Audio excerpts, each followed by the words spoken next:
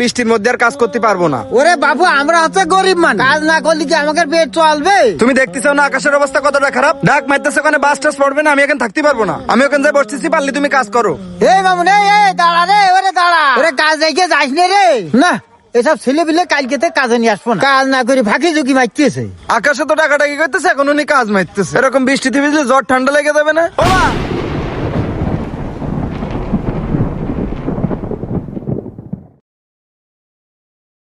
রা রা রা রা রা রা রা রা রা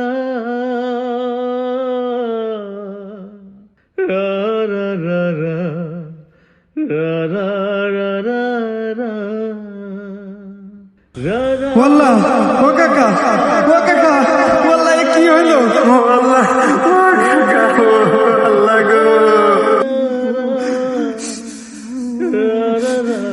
ভাই, আপনি বৃষ্টি বাদলার সময় শ্রমিক দিয়ে কাজ করাইছেন কি জন্য? আপনার জন্য তো একটা মানুষের প্রাণ চলে গেল। এর খেসারত কে দেবে এখন? আপনাকে তো পুলিশে দেওয়া উচিত মিয়া। আসলে ভাই, আমি কখনোই চাই না আমার শ্রমিকদের কোনো ক্ষতি হোক। ইভেন আমি কাকাকে এই বৃষ্টির আগেও বলে গিয়েছি যে সে যেন বৃষ্টির ভিতরে কোনো কাজ না করে।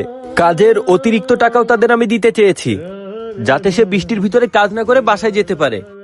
কিন্তু সে আমার কোনো কথা শুনেনি, সে নিজে নিজেই এই কাজ করেছে। আপনি যদি বিশ্বাস না করেন তাহলে এই যে মামুন তো বসে আছে, ওর কাছে জিজ্ঞেস করেন, ও তো সেই দিন উপস্থিত ছিল। হ্যাঁ ভাই, মহাজন নিষেধ করেছিল।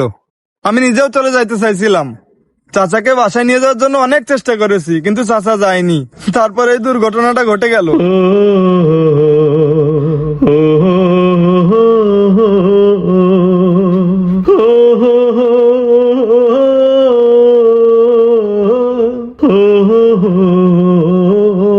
আসলে ভাই, আমি কখনোই চাইনি আমাদের কর্মীদের এমন ক্ষতি হোক।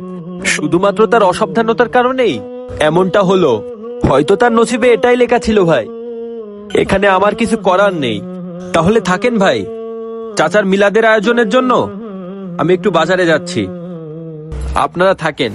বজ্রপাত একটা প্রাকৃতিক দুর্যোগ, আর এটা বিশেষ করে এই বর্ষাকালে দেখা যায়। জরিপ অনুযায়ী প্রতি বছর অসংখ্য লোক আমাদের দেশে এই বজ্রপাতে মারা যায়। তাই বর্ষার সময় অবশ্যই আমাদের সবাইকে সাবধানে থাকা উচিত। বিশেষ করে ঝড় বৃষ্টি বা মেঘ ডাকার সময় গাছের নিচে, ফাঁকা জায়গায় কিংবা ছাদে ওঠা থেকে বিরত থাকতে হবে। তাহলে আল্লাহর রহমতে এই বজ্রপাতের হাত থেকে অনেকটা সুরক্ষায় থাকা যাবে। তাই যেখানেই থাকুন সাবধানে থাকুন, সুস্থ থাকুন এবং সচেতন করতে ভিডিওটা সবার মাঝে ছড়িয়ে দিন।